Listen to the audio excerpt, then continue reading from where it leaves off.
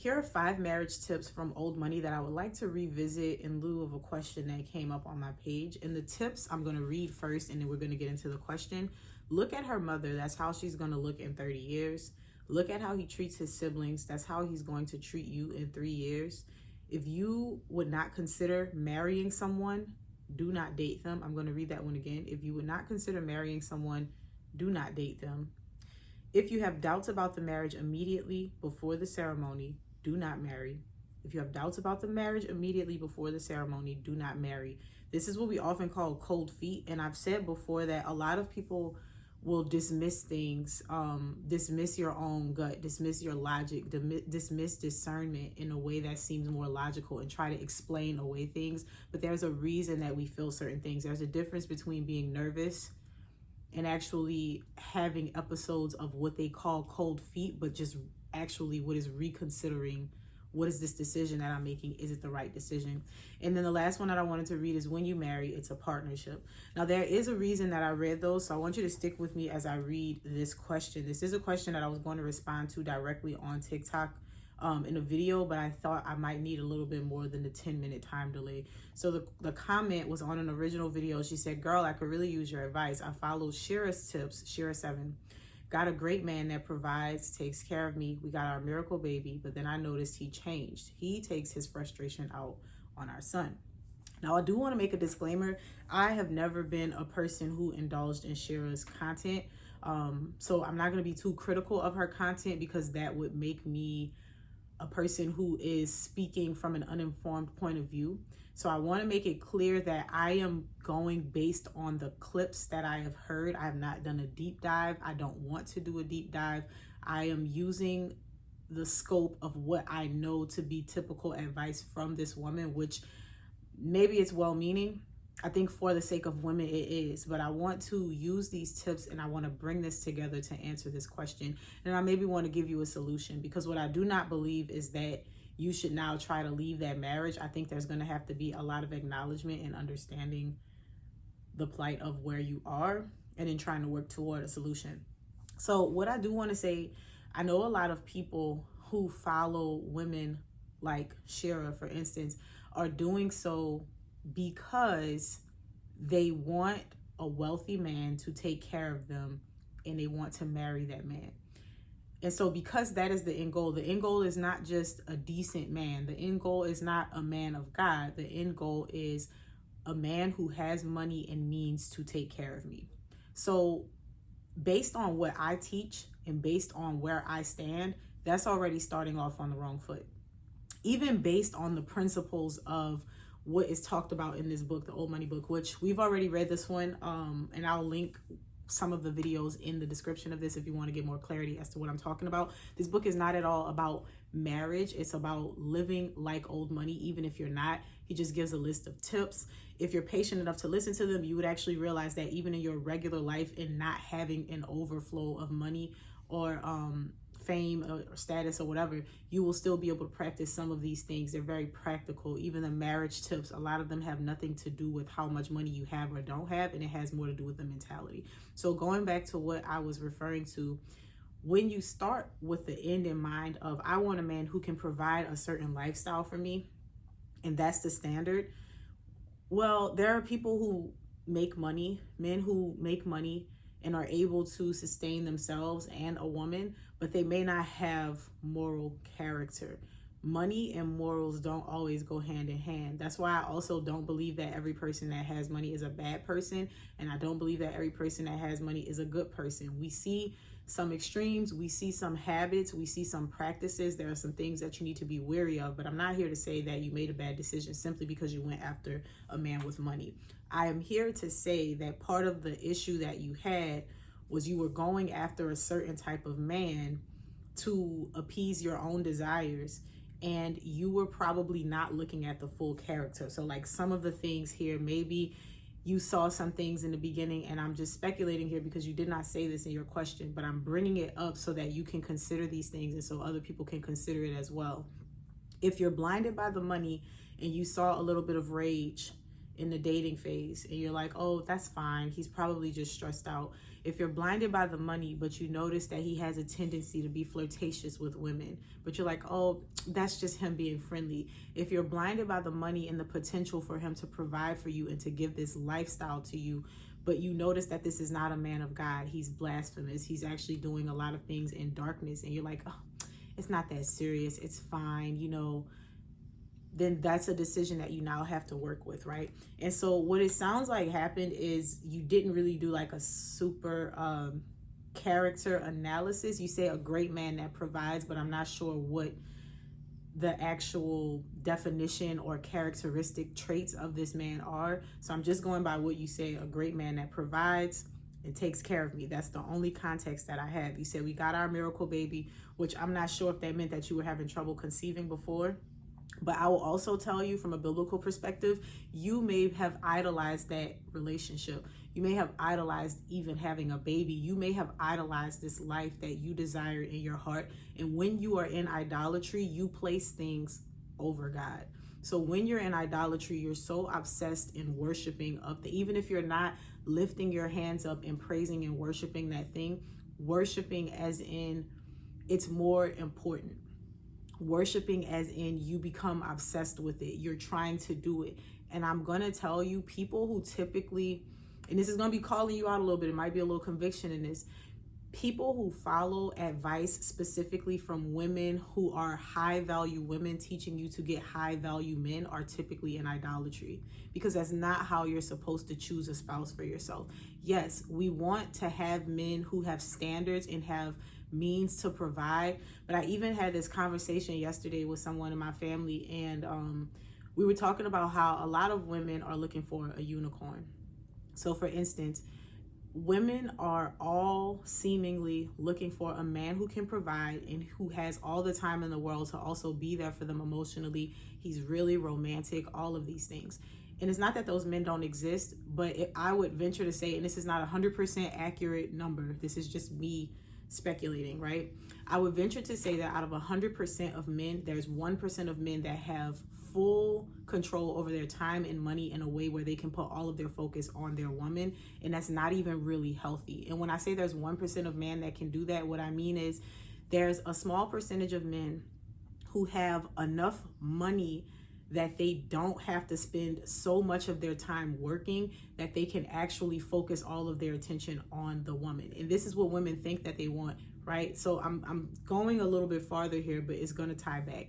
And so the conversation that we were having was, we need to be more practical and realistic. And part of this is social media. Part of this is seeing celebrity lifestyles being marketed to us and feeling like we should have those things. So we've lost our minds. Even when I've spoken on this before, I never watched the show, but I remember seeing a clip from Nelly and Ashanti, and people were in their feelings and going crazy because he said something along the lines of he doesn't change diapers. I don't know why that made people upset, because that's her relationship. If you want a man who's going to change diapers, okay, who cares, right? But in that same conversation, I think that was a deeper thing being missed there, that we are also trying to pull men into roles that historically they never were into. As we get deeper into this world of feminism and changing the way that men and women look, transgenderism, LGBT, all of these things, we forget that we are nurturers. We women, we are nurturers. And so the natural thing, I'm not saying that men should not be involved in the lives of their children. That's not at all what I'm saying. But what I'm saying is, historically, it has been the norm and the expectation for women to nurture, for women to be caretakers, for women to be the ones that spend more time with their children. Fathers should be present, but fathers are also providers. And so where does that all come into play? Now, and what does that have to do with you and this man and all of these things? When we are looking at men just for their ability to give us provision, we miss out on the opportunity to seek God about this man. We miss out on the opportunity to vet their integrity. Because again, you can have a man that can provide because he has a really good job, but is he diligent in his finances? How does he spend his money? If he has, one of the second tips is look at how he treats his siblings. Does this man have siblings? Is he generous and good to them? Is he kind to them? Or is he nasty to them? Is he dismissive with them? Does he have a little sister that he takes really good care of, that he's really fond of? He makes sure that she's okay. Or is he pretty like annoyed with his brothers and sisters all the time? And people were upset in the first video where I talked about this, where I said, look at her mother because that's how she's going to look in 30 years. And look at how he treats his siblings. People try to find outliers and extremes. This is not going to be 100% true. Nothing is 100% true except the truth of the living God. Nothing is 100% true. No situation is 100% true in every extreme. But people will try to pull things apart. So generally speaking, and I will say this too, when people see me and my mom in public, they think that we're sisters, right? So I'm an example of, in 30 years, I'm probably going to look like my mom, right? We may not carry the same weight. We may not wear our hair the same, but generally speaking, how my mom looks is how I'm going to look in the genetics pool. Generally speaking, the way that my husband treats his brothers and sisters is going to be how he treats me. And I know that we don't like to hear it. And again, you're probably like, this is such a tangent, but it does all tie together, because I also want to help people who are going down this same path as you to kind of come back.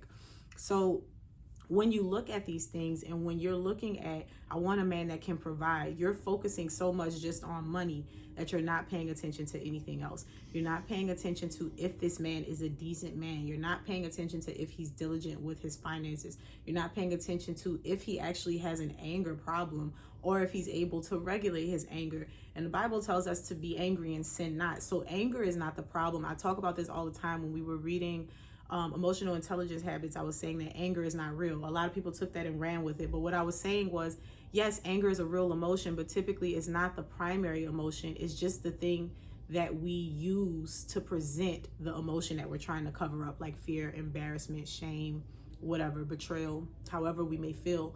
And so if you have somebody that has this anger problem, but you're so busy looking at, but he can take care of me, he has all this money, you're overlooking things. So I think that the first part of this is that rage does not just come from anywhere. And I know a lot of times people will say, well, sometimes people change, people did this.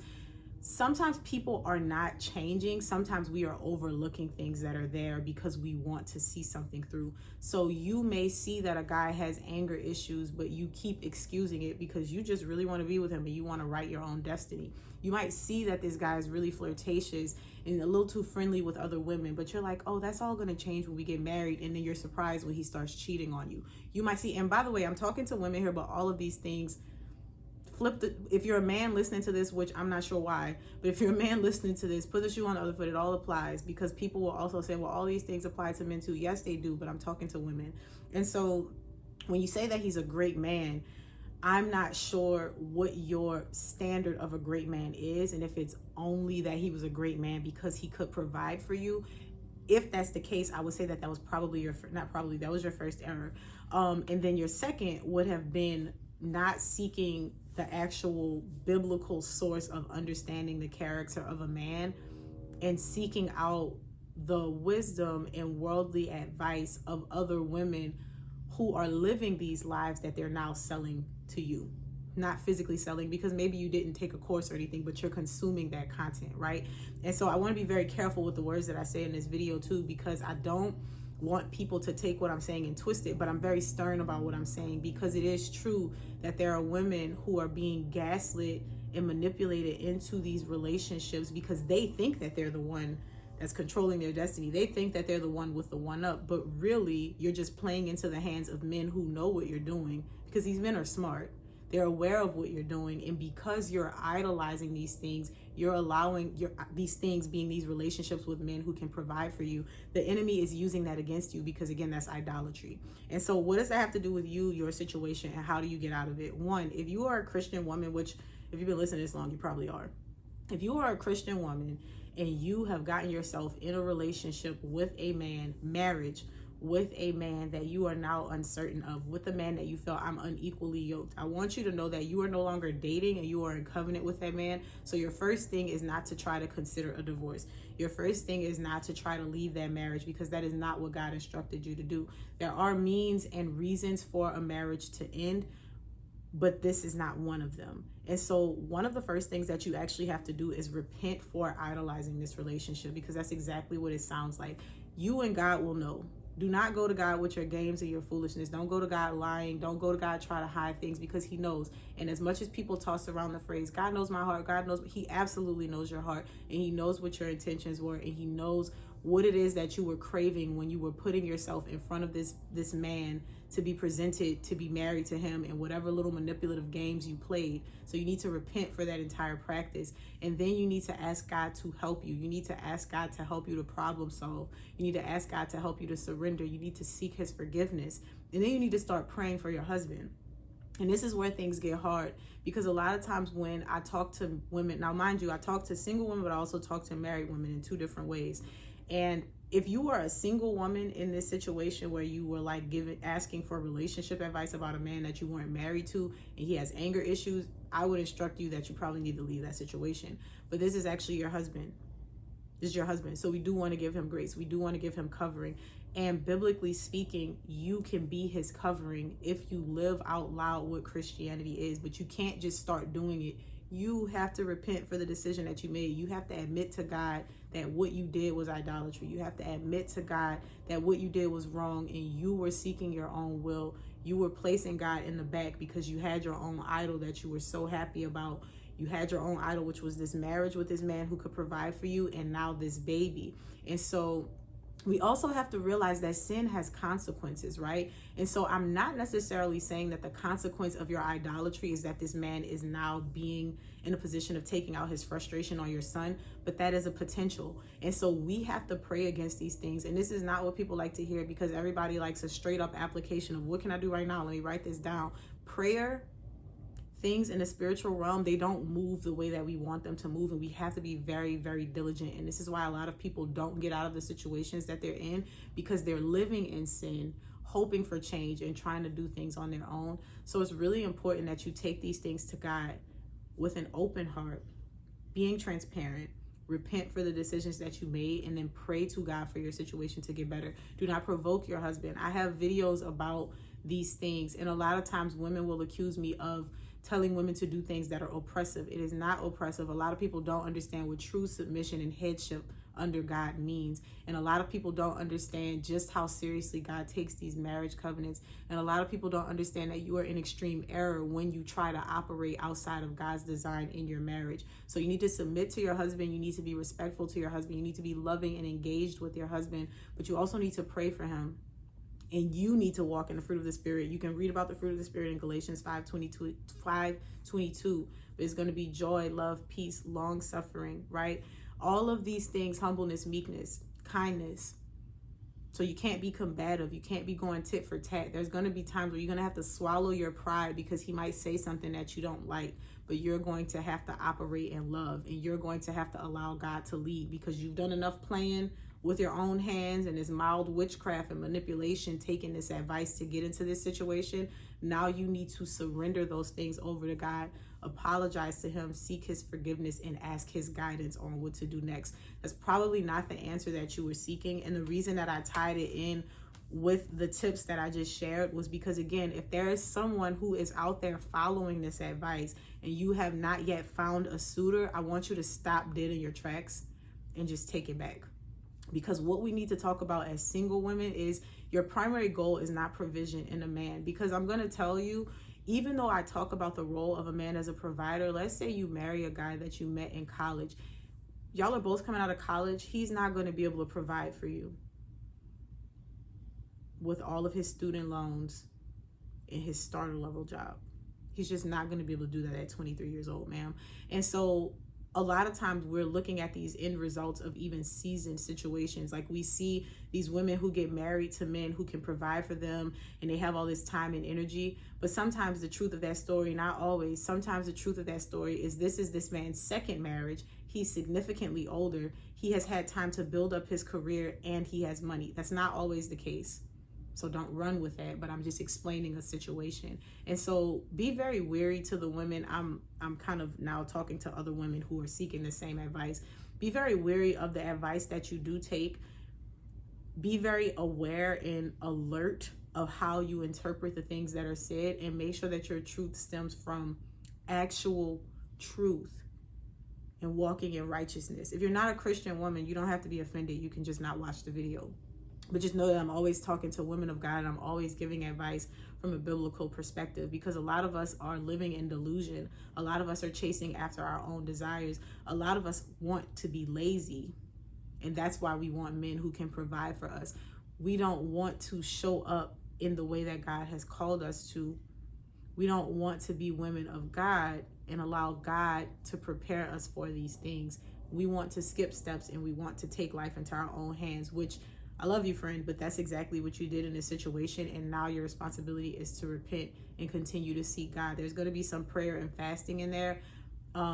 But I cannot speak more specifically than I have in this video, because I don't have all the details of your situation. But at the very least, those are the things that you need to start with. If you are a woman that's following the advice of women who are high value women teaching you to get high value men, you need to be very wary, and you need to make sure that in your pursuit of these things, you're looking at these men from a standard of God, and you're looking at their character and not just their wallet. So I hope that helps.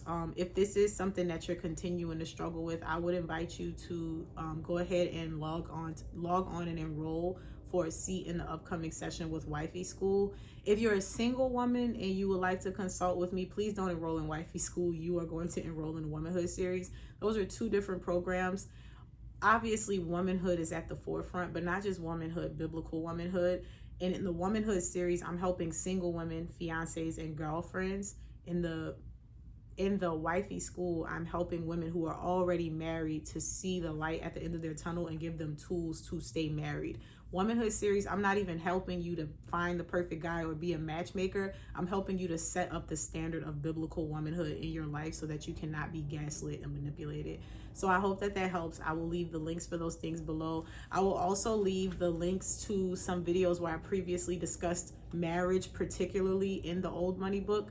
And then if you want to just check out the review for that, you can as well. There's quite a few videos of this book on my channel, but I will link the ones pertaining to what we talked about today.